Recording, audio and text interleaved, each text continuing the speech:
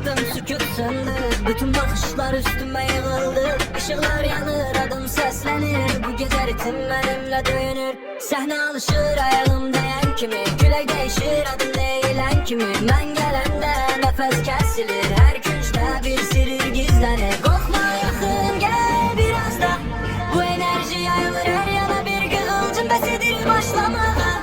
Bu gece tarih yazmaya.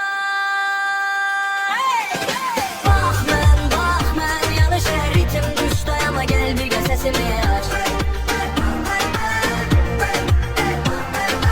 Bak ben bize tük herkes bu gece ama bizimle yolda kal.